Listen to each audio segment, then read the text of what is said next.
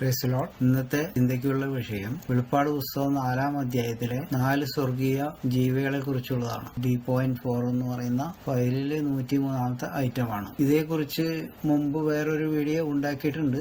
അത് video number 4 ആണ്. D എന്ന് പറയുന്ന ഹെഡിങ്ങിലുള്ള സീരിയൽ നമ്പർ 49 ആണ് അതിന്റെ ഫേസ്ബുക്കിലെ ഫയൽ. വെളിപ്പാട് പുസ്തകം 4, 5, 6 അധ്യായങ്ങളിലും അവസാന ചില അധ്യായങ്ങളിലും പറഞ്ഞിരിക്കുന്ന സ്വർഗീയ ജീവികൾ എന്താണ്, ഇതിനെക്കുറിച്ച് നേരത്തെ പറഞ്ഞ ഫയലിലും വീഡിയോയിലും എഴുതിയിട്ടുണ്ട്.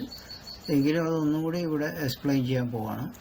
പിന്നെ എസെക്കിയേൽ 1, 5, 6, 10 വാക്യങ്ങളിൽ വെളിപ്പാട് പുസ്തകത്തിലെ ജീവികളിൽ നിന്നും വ്യത്യസ്തമായി 4 ജീവികളെ കുറിച്ച് പറഞ്ഞിരിക്കുന്നു. ഈ 2 കാര്യങ്ങളാണ് വിഷയാക്കിയിരിക്കുന്നത്. ഇപ്പൊ അതിനുവേണ്ടി എടുത്തിരിക്കുന്ന ചിത്രത്തിൽ ആദ്യ കോളത്തിൽ കാണിച്ചിരിക്കുന്ന ഈ 3 ജീവികളുടെ പിക്ചേഴ്സ് എന്ന് പറയുന്നത് ദാനിയേൽ പ്രവാചകൻ കാണുന്ന ഒരു ദർശനമാണ്. ദാനിയേൽ 7-ാം അധ്യായത്തിലാണ് അത് എഴുതിയിരിക്കുന്നത്. അതിൽ ആദ്യത്തെ സിംഹരൂപമുള്ള ജീവി, രണ്ടാമത്തെ കരടിയുടെ രൂപമുള്ള ജീവി, മൂന്നാമത്തെ പുലിയുടെ രൂപമുള്ള ജീവി. ഈ 3 ജീവികളുടെ കമ്പാരിസൺ ഓരോ രാജ്യങ്ങളെ കുറിക്കുന്നതാണ്. ഒന്നാമത്തേത് ബ്രിട്ടീഷ് സാമ്രാജ്യം, ലോകം മുഴുവൻ കീഴടക്കിയ രാജ്യമുള്ളത്.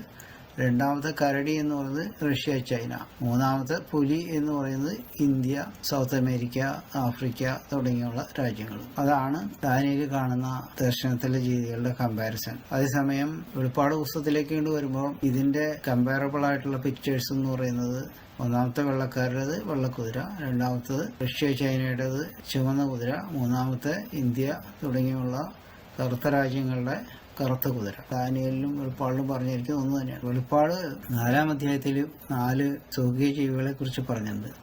ആ ജീവികൾ ഒന്നാമത്തെ സിംഹം, രണ്ടാമത്തെ കാള, മൂന്നാമത്തെ മനുഷ്യൻ, നാലാമത്തെ കഴുകൻ. ഒന്നാമത്തെ സിംഹം എന്ന് പറയുന്നത് യൂറോപ്യൻ രാജ്യം, രണ്ടാമത്തെ സ്വർഗീയ ജീവി എന്ന് പറയുന്നത് കാളയുടെ രൂപമുള്ളതാണ്. അതും റഷ്യയും ചൈന റിസംബിൾ ചെയ്യുന്നത് തന്നെയാണ്. കാരണം റഷ്യയിലും ചൈനയിലെ ആൾക്കാർ തൊഴിലാളികളാണ്. പിന്നെ മൂന്നാമത്തെ ഒന്ന് മനുഷ്യൻ, അത് ഇന്ത്യ തുടങ്ങിയുള്ള കറുത്ത നിറമുള്ള ആൾക്കാരുടെ രാജ്യം. ഇതില് ഓരോ ജീവികളും ഓരോ രാജ്യത്തിന്റെ സ്വഭാവമാണ് കാണിക്കുന്നത്. ആദ്യത്തെ സിംഹ സ്വഭാവമുള്ള ആൾക്കാർ, രണ്ടാമത്തെ ജോലി ചെയ്യുന്ന സ്വഭാവമുള്ള ആൾക്കാർ, മൂന്നാമത്തെ മനുഷ്യത്വം കൂടുതലുള്ള ആൾക്കാർ, നാലാമത്തെ ജീവി എന്ന് പറയുന്നത് അത് കഴുകനാണ്. അത് അമേരിക്കയുടെ ഒരു സിംബലാണ്. അമേരിക്കയ്ക്ക് പറക്കലൊക്കെയാണല്ലോ അവരുടെ രീതികളും കാര്യങ്ങളൊക്കെ. ചന്ദ്രനിൽ പോലെ ചൊവ്വയെ പോലെ ഇതൊക്കെയാണ് അവരുടെ ജോലി. അപ്പൊ അതുകൊണ്ട് അവര് കഴുകനാണ്. അതേസമയം എസെക്കിയേൽ പ്രവാചകന്റെ പുസ്തകത്തിൽ പറഞ്ഞിരിക്കുന്നത് 4 തലയുള്ള ജീവി, 4 എണ്ണമായിട്ട് പറയണത്. അതാണ് ഈ സൈഡിൽ കാണിച്ചിരിക്കുന്നത്. ഇവിടെ സിംഹത്തിന്റെ തല നിർത്തി ബാക്കി 3 എണ്ണം ഇല്ലാതായി.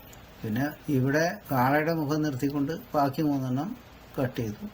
ഇവിടെ മനുഷ്യന്റെ മുഖം നിർത്തിക്കൊണ്ട് ബാക്കി 3 എണ്ണം കട്ട് ചെയ്തു. ഇവിടെ കഴുകന്റെ മുഖം നിർത്തിക്കൊണ്ട് ബാക്കി 3 എണ്ണം കട്ട്. അങ്ങനെയാണ് ഇതൊക്കെ ഇങ്ങനെ വന്നിരിക്കുന്നത്. പിന്നെ ഇവിടെ ഉള്ള ജനങ്ങളുടെ കളറിനെ കുറിച്ച് ഉള്ള എക്സ്പ്ലനേഷനാണ് ഈ പിക്ചറിൽ. ഇതിപ്പോൾ വൈറ്റ് ആൾക്കാർ, ഇത് റെഡ് കളറുള്ള മംഗോളിയൻസ്, റഷ്യ ചൈനയിലെ ആൾക്കാരുടെ പൊതുവെയുള്ള കളർ അതാണ്. പിന്നെ കറുത്ത ലോകം എന്ന് പറയുന്നത് ഇന്ത്യ, ആഫ്രിക്ക, സൗത്ത് അമേരിക്ക, അവരുടെ ജനറൽ കളറാണ് ഇവിടെ കാണിച്ചിരിക്കുന്നത്. പിന്നെ റഷ്യയുടെയും ചൈനയുടെയും ചുമന്ന കൊടി, അതുപോലെ ഇസ്ലാമിൻ്റെത് പച്ച ആണ് അവരുടെ അടയാളം. പിന്നെ ഇതിന്റെ എക്സ്പ്ലനേഷൻ ഇതൊന്ന് വായിക്കാം. യേശു ക്രിസ്തുവിന്റെ ക്രൂശ് മരണത്തിന് ശേഷം അപ്പോസ്തലനായ യോഹന്നാൻ കാണുന്ന ദർശനത്തിൽ പഴയ നിയമ പുസ്തകങ്ങളിൽ എസെക്കിയേൽ പ്രവാചകൻ കാണുന്ന സ്വർഗീയ ജീവികൾക്ക് മാറ്റങ്ങൾ വന്നതായി കാണുന്നു.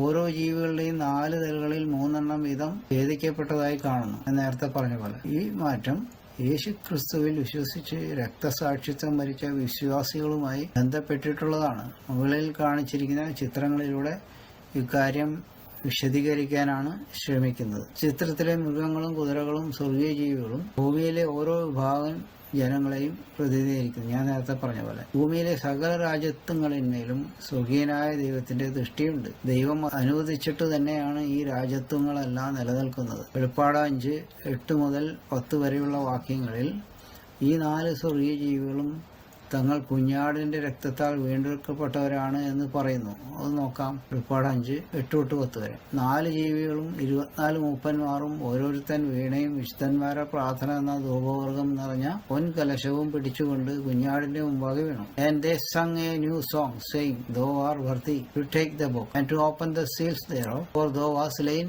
and hast redeemed us to God by thy blood out of every kindred and tongue and people and nation, and hast made us unto our God kings and priests, and we shall rain on earth. അതായത് ഈ 24 മുപ്പന്മാരും ഈ ജീവികളും പറയാണ്, ഭൂമിയിലെ സകല ജനങ്ങളിൽ നിന്നും ഞങ്ങളെ യേശുക്രിസ്തു വിലയ്ക്ക് വാങ്ങിയതാണെന്ന് അവരെ ദൈവത്തിന്റെ രാജാക്കന്മാരായിട്ടും പുരോഹിതന്മാരായിട്ടും തിരഞ്ഞെടുത്തു എന്നും പറയുന്നുണ്ട്. പക്ഷെ ഇതിന്റെ മലയാളം ഇതിൽ ഞാൻ എഴുതിയിട്ടില്ല. കാരണം മലയാളത്തിൽ അവർ ചെയ്ത തർജ്ജമ വളരെ തെറ്റായിട്ടുള്ള ഒരു അർത്ഥം വരുന്ന രീതിയിലാണ്. അതുകൊണ്ടാണ് ഇംഗ്ലീഷ് തന്നെ ഇവിടെ എഴുതിയിരിക്കുന്നത്.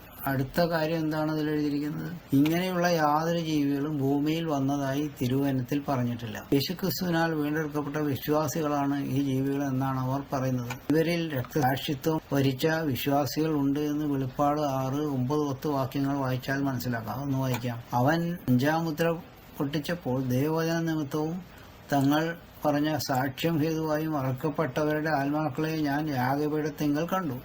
വിശുദ്ധനും സത്യവാനുമായ നാഥ, ഭൂമിയിൽ വസിക്കുന്നവരോട് ഞങ്ങളുടെ രക്തത്തെക്കുറിച്ച് നീ എത്രത്തോളം ന്യായവിധിയും പ്രതികാരവും നടത്താതെ ഇരിക്കുമെന്ന് അവർ ഉറക്കെ നിലവിളിച്ചു. ആ ദിവസത്തിൽ തന്നെ ഈ 4 ജീവികളെ കാര്യം പറഞ്ഞിട്ട് പിന്നെ ഉടനെ ആത്മാക്കൾ നിലവിളിക്കുന്നതായിട്ട് ആണ് പറയുന്നത്. അപ്പോൾ ഈ 4 കുതിരകൾ, അതായത് 4 രാജ്യങ്ങളിൽ നിന്നുമുള്ള ജനങ്ങൾ തന്നെയാണ് അതെന്നാണ് അതിൽ നിന്ന് നമുക്ക് മനസ്സിലാക്കാൻ സാധിക്കുന്നത്. അപ്പൊ അവരുടെ ഒരു റെപ്രസെന്റ് ചെയ്യുന്നതായിട്ടുള്ള ഒരു ജീവികളാണ് അവിടെ. കാരണം ജീവികള് ഭൂമിയിൽ വന്ന് അങ്ങനെ രക്തസാക്ഷി ആവില്ലല്ലോ. അപ്പൊ ഇതിന്റെ ഒരു റെപ്രസെന്റേറ്റീവ് ആയിട്ടുള്ള ജീവികളാണത്.